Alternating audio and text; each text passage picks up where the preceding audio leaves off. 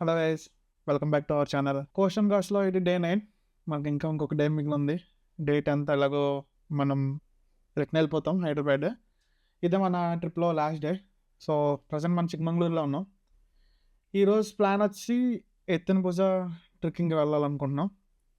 ఎందుకంటే అది కొంచెం డిఫికల్టీ ఉంటుంది ట్రెక్కింగ్ కదా. సో అందుకని మేము లాస్ట్ డే ప్లాన్ చేసుకున్నాం అది. చిక్మంగళూరు నుంచి అరౌండ్ 60 కిలోమీటర్స్ డిస్టెన్స్లో ఉంటుంది ఎత్తెన భుజ. వెస్టర్న్ ఘాట్స్లో ఉంటుంది. చార్మాడి ఘాట్ అని అందులో ఒక ప్లేస్ అనమాట. మనం యాక్చువల్గా అయితే ట్రెక్కింగ్ పాయింట్ స్టార్ట్ నుంచి మనం పీక్ వెళ్ళాలంటే నియర్లీ 3.5 కిలోమీటర్స్ ఉంటుంది ట్రెక్కింగ్. మొత్తం బై వాకే వెళ్ళాలి.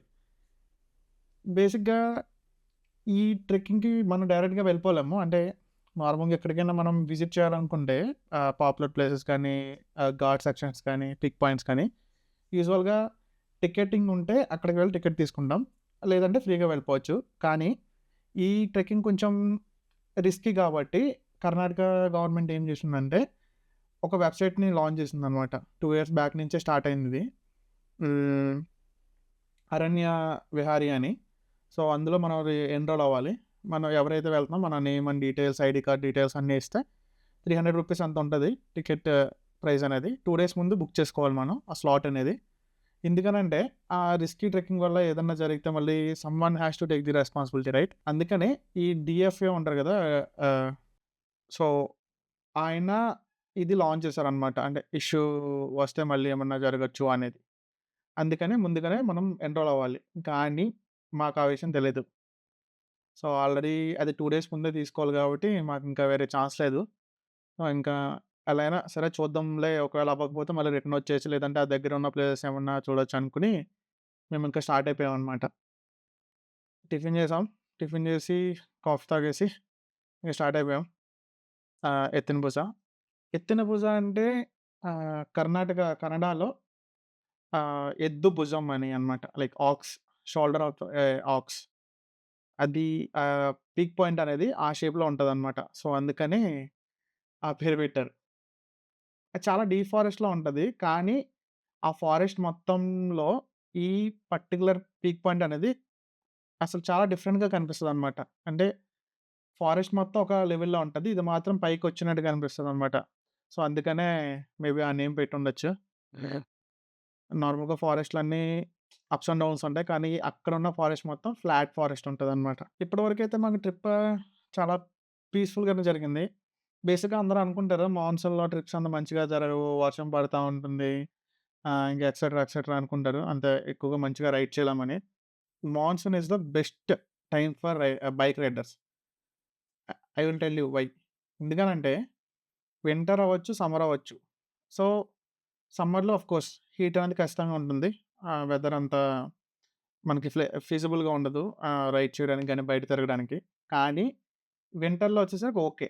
Some of the areas will be good. అంటే కొంచెం ఫారెస్ట్ ఏరియాస్ కానీ, గ్రీనరీ ఉన్న ఏరియాస్ కానీ, పీక్ ఏరియాస్ కానీ, హైయర్ ఆల్టిట్యూడ్‌లో ఉన్న ఏరియాస్ అన్నీ కూల్‌గా ఉంటాయి. కానీ మనం ఆ ప్లేసెస్‌లో ఎంతసేపు ఉంటాం? కొంచెం టైమే ఉంటాం. కానీ మనం మాక్సిమం టైమ్ అనేది స్పెండ్ చేసేది ఆన్ రోడ్స్ అనమాట. హైవేస్ లేదంటే హోటల్స్‌లో అక్కడే ఉంటాం. సో, మీరు హైవేస్ మీద రైడ్ చేసేటప్పుడు డే టైమ్‌లో రైడ్ చేస్తూ ఉంటారు.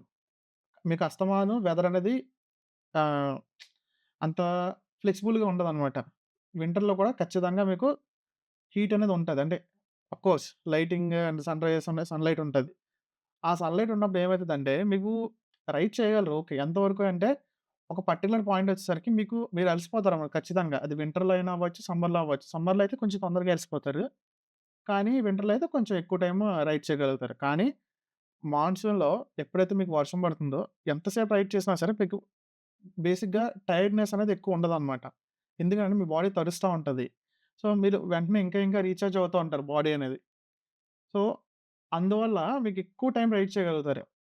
మా ఈ ట్రిప్‌లో కూడా మెయిన్ అడ్వాంటేజ్ మాకు అదే అయింది మాన్సూన్ రైడ్‌లో. మేము నియర్లీది మేము చిక్మంగళూరు వచ్చేసరికి నియర్లీ 2500 కిలోమీటర్స్ అయిపోయింది. మేము హైదరాబాద్ నుంచి స్టార్ట్ అయ్యి మొత్తం తిరుగుతా అన్నీ కంప్లీట్ చేసుకొచ్చేసరికి. మేము రిటర్న్ హైదరాబాద్ ఎళ్ళేసరికి ఖచ్చితంగా 3000 దాటేస్తది. ఎందుకనంటే చిక్మంగళూరు నుంచి హైదరాబాదే నియర్లీ 700 కిలోమీటర్స్. సో, ఖచ్చితంగా 3200 అలా అయిపోతది. సో, మీరెప్పుడైనా ప్లాన్ చేసుకుంటే పోస్ట్ మాన్సూన్ గాని, ప్రీ మాన్సూన్ గాని అంటే వర్షాలు పడడానికి ముందు అంటే పడుతూ ఉన్నప్పుడు గాని, పడి ఆగిపోయిన తర్వాత గాని. ఎందుకనంటే మీ దగ్గర వర్షాలు ఉండకపోవచ్చు. కానీ మీరు మాక్సిమం మాన్సూన్‌లో విజిట్ చేయాలనుకునే ప్లేసెస్ ఎక్కువ ఎక్కడుంటాయి? లైక్ ఫారెస్ట్ సెక్షన్స్‌లో ఉంటాయి. లేదంటే ఎక్కువగా పీక్ పాయింట్స్ ఇలాంటి వాటిల్లో ఉంటాయి. ఖచ్చితంగా అక్కడ వర్షం పడుతూనే ఉంటది. సో, మీకు పెద్ద ఇష్యూ ఉండదనమాట. మీరు వెళ్లి తిరగడానికి, చూడడానికి కూడా. అండ్ వాటర్ ఫాల్స్ గాని, మీరు ఎక్కువగా మాన్సూన్‌లో చూసేది ఇవే కదా! వాటర్ ఫాల్స్ గాని, లేదంటే హ్మ్. వాటర్ రైడ్స్ కానీ, ఇంకా ఫారెస్ట్ సెక్షన్స్ కానీ, ఇవన్నీ మాన్సూన్‌లో చాలా బావుంటాయి. పర్టిక్యులర్‌గా పోస్ట్ మాన్సూన్ అనమాట. ఎందుకంటే వర్షాలు పడి కొంచెం అప్పుడప్పుడు ఆగుతూ ఉంటుంది గదా! ఎక్కువ ఫాగ్ ఉండదు. మంచిగా మీరు ఎక్స్‌పీరియన్స్ చేయగలుగుతారు రైడ్‌ని. అండ్ గ్రీనరీ కూడా చాలా బావుంటది. మీరు ఏ టైంలో చూసినా సరే. So, that is my suggestion. ఇంకా ఇందులో నేనేమన్నా మిస్టేక్స్ చెప్పుంటే కొంచెం కామెంట్‌లో మెన్షన్ చేయండి. I will correct my self. బేసిక్‌గా మీరు ఎప్పుడైనా సింగిల్ రోడ్స్‌లో రైడ్ చేస్తూ ఉంటారు గదా! సింగిల్ రైడ్స్‌లో రైడ్ చేసినప్పుడు మీరెప్పుడు ఒక కార్నర్ తీసుకోండి. రోడ్ మధ్యలో డ్రైవ్ చేయడం అనేది అస్సలు సేఫ్ కాదు. Even though highway. హైవే మీదైతే మీకు పర్టిక్యులర్‌గా మార్కింగ్స్ ఉంటాయి. మీకు అటు సైడ్, ఇటు సైడ్ కూడా మీకు ప్రొటెక్షన్స్ ఉంటాయి. కానీ ఇలా పర్టిక్యులర్ ఘాట్ సెక్షన్‌లో డ్రైవ్ చేసేటప్పుడు మీరేదో ఒక కార్నర్ తీసుకొని డ్రైవ్ చేయడం మంచిదనమాట. రోడ్ మధ్యలోకి వెళ్ళిపోతే ఎక్కడైతే షార్ప్ కర్వ్స్ వస్తాయి కదా! ఆ కర్వ్స్ దగ్గర మీకు అటుపక్క నుంచి కొంతమంది కార్స్, ఫోర్ వీలర్స్ అవ్వచ్చు, హ హెవీ వెహికల్స్ అవ్వచ్చు లైక్ బసెస్ కానీ, లారీస్ కానీ, ఇంకా ఏవైనా హెవీ వెహికల్ హార్న్ ఇవ్వకుండా అంటే మీకు అలర్ట్ ఏమి ఇవ్వకుండానే సడెన్‌గా వచ్చేస్తారనమాట. మీకు తప్పించుకోవడానికి అంత ఛాన్స్ దొరకదు first of all. Me road మధ్యలో ఉంటే. ఐదర్ గుద్దేస్తారు లేదంటే ఎళ్లి వ్యాలీలో పడిపోతారు. అందుకని మీరెప్పుడు ఒక సేఫ్ సైడ్‌లో ఉండాలన్నమాట. మీరెప్పుడు ఒక అంటే ఒక్క కార్నరింగ్ తీసుకొని డ్రైవ్ చేస్తే మీరు సేఫ్‌గా ఉంటారు. మీ రైడ్ కూడా చాలా సేఫ్‌గా జరుగుతది. ఎందుకనంటే మనం ఎంత మంచిగా డ్రైవ్ చేసినా సరే ఖచ్చితంగా అవతల వాళ్ళు మంచిగా రావాలని రూల్ ఏం లేదు కదా! సో, ఎప్పుడు మన జాగ్రత్త మనం ఉండాలి. సో, ఇక్కడితో మన మెయిన్ రోడ్ ఎండ్ అయిపోయింది. ఇక్కడి నుంచి మనం ఆహ్, లోపల ఘాట్ సెక్షన్‌లోకి వచ్చేసాం అన్నమాట. లైక్ ఫారెస్ట్ ఏరియాస్‌లోకి. దీని మీద ఇది మొత్తం కొత్త రోడ్డే. ఈ రోడ్ కూడా మంచిగానే ఉంది.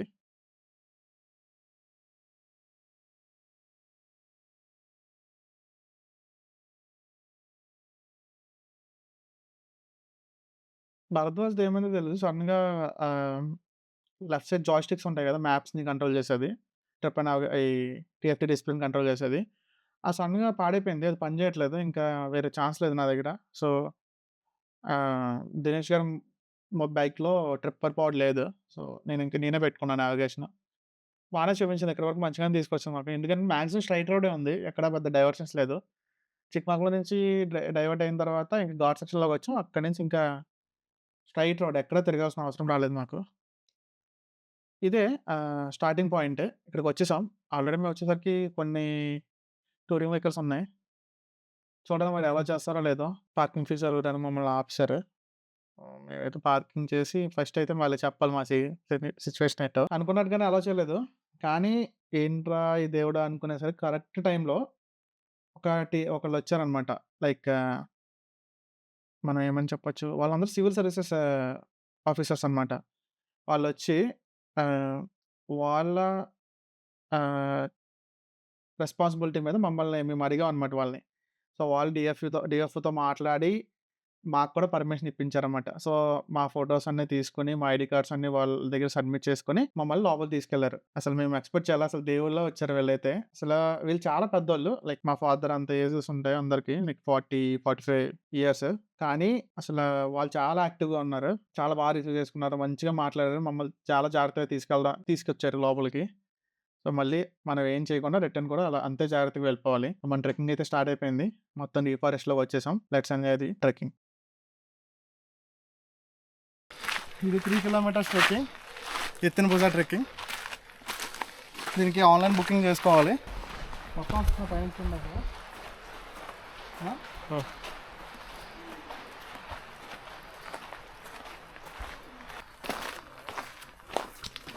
చూడండి ఇప్పుడు భరతగాడు తన కష్టమైన అతిపెద్ద పట్టలో ఉంగుతాడు. Oh my God!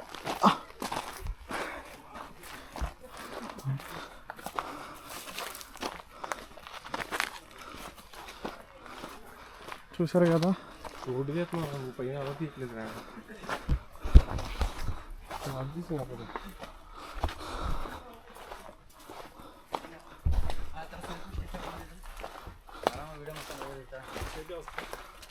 ಬಾಗ್ ಮಸ್ತಾಗೈತೆ ಹೋಗೋಣ ಸಾಕು.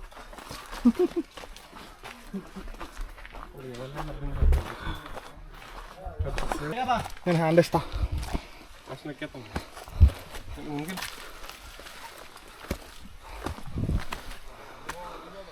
నేను సింపుల్గా ఎక్కేస్తాను. Take this support this stone.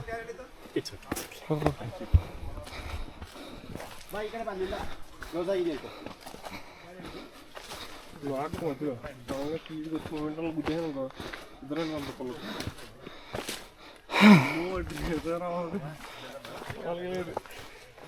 ఒరే సార్ కేర్ఫుల్ కేర్ఫుల్.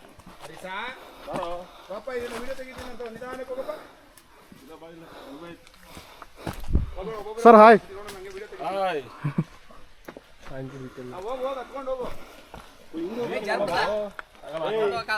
ಆಗಲ್ಲ ಇಷ್ಟೇ. ಅಮ್ಮ ಇಲ್ಲೇ ಯಾವಲ್ಲ ಎಷ್ಟೊಂದು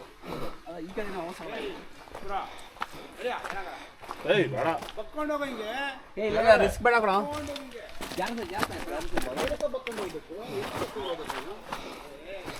అదే దినేష్ గారు ఇంకెళ్ళిపోయాడు.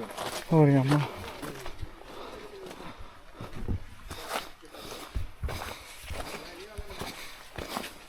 ఏమ్మా అరిగిపోయింది అప్పుడే.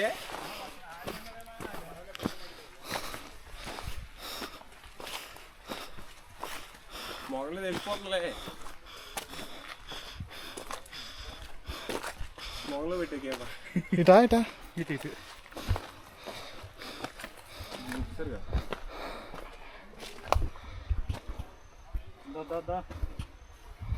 ಗೊತ್ತಾಯ್ತರಾ ಆಯ್ತು ರೀ ಆಯ್ತು ರೀ ಗೊತ್ತಾಯ್ತರಾ ಮೀನ್ಸ್ ಬಿಟ್ಟು ಕಡ್ಕೊಲ್ಲ.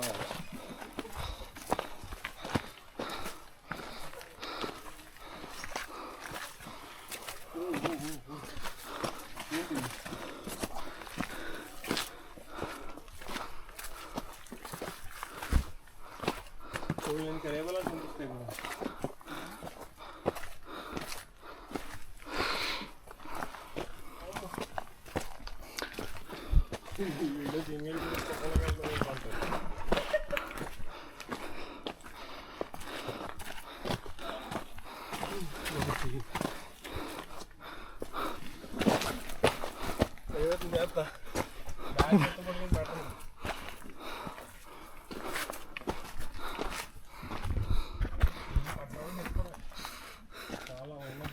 చాలా బెండ్ అవ్వాలి ఇక్కడ. షట్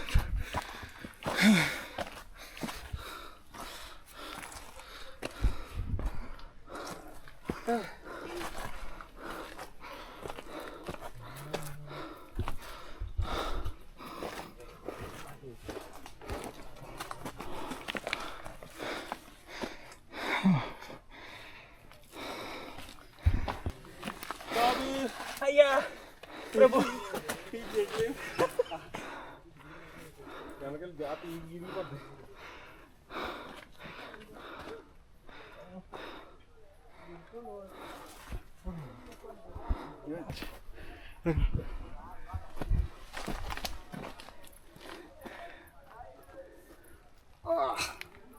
ఇది చాలా కాంప్లికేటెడ్ ట్రెక్కింగ్. ఇటు బ్యాగ్. ఈ దట్టమైన అడవుల్లో ట్రెక్కింగ్ చేయడం అనేది చాలా సాహసవంతమైన పని.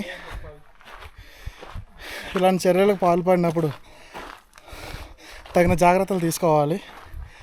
ఖచ్చితంగా ఫిజికల్ ఫిట్నెస్ అనేది మెయింటైన్ చేయాలి.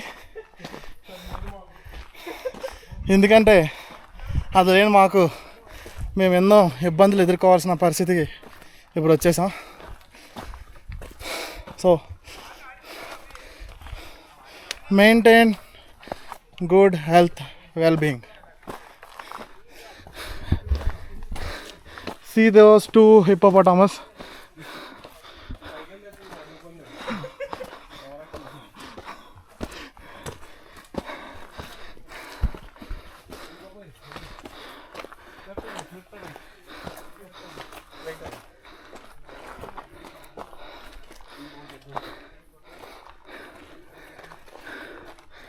ఇట్రా ఇట్రా ఇట్రా.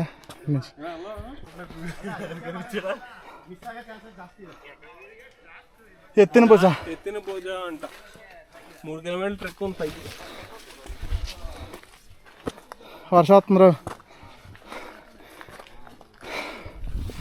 ఇలాంటి టైంలో అసలు జరగకూడదు ఏదైనా ఉందంటే వర్షం రావడం.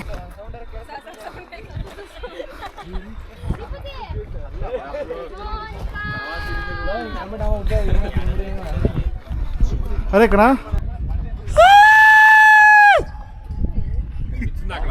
కనిపిస్తున్నారు కదరా.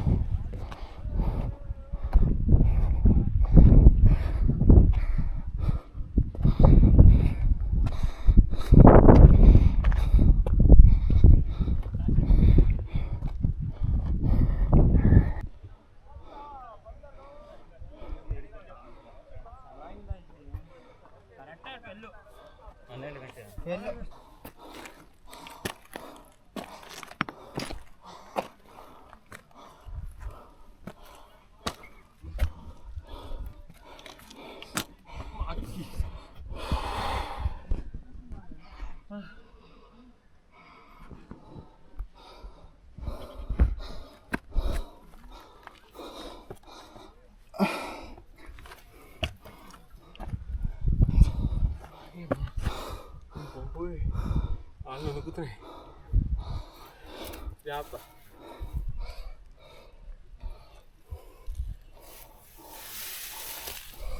ఇక్కడ రాయి మీద పెట్టి ఇది వెనక్కి చూడండి.